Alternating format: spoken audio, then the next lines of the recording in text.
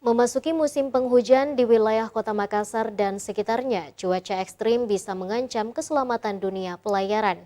Setiap para pelaku berlayar untuk diminta mematuhi protokol keselamatan yang telah dikeluarkan oleh Direktorat Perhubungan Laut.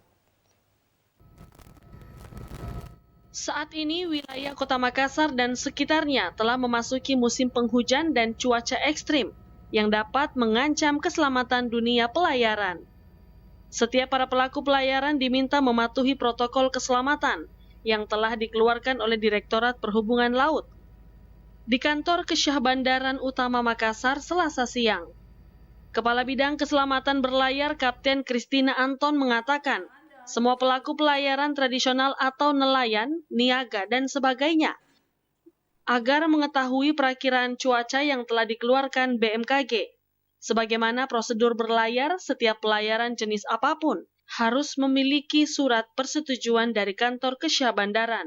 Setiap kapal berlindung wajib melaporkan dan menginformasikan posisi kapal, kondisi cuaca, tinggi gelombang, dan hal-hal penting lainnya ke kantor Kesyah Bandaran atau kantor terdekat. Keselamatan di atas segala-galanya. Jadi jika cuaca ekstrim ada himbauan untuk memperhatikan keselamatan itu atau untuk memperhatikan cuaca. Jadi jika dalam cuaca ekstrim kadang bahkan kita mengambil satu tindakan untuk menunda keberangkatan kapal atau menunda pemberian persetujuan berlayar. Hal itu kita bisa laksanakan jika melihat berita-berita dari BMKG.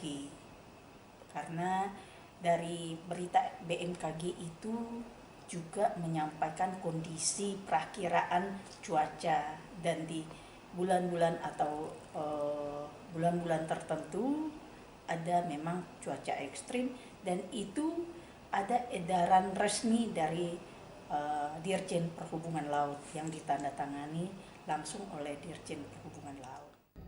Diketahui saat ini melalui Badan Meteorologi, Klimatologi, dan Geofisika Maritim Pautere Makassar, wilayah Selat Makassar, perairan barat dan timur Selayar, gelombang laut mencapai 1 meter hingga 1,5 meter, serta kecepatan angin mencapai 8 hingga 15 knot atau 10 hingga 35 km per jam.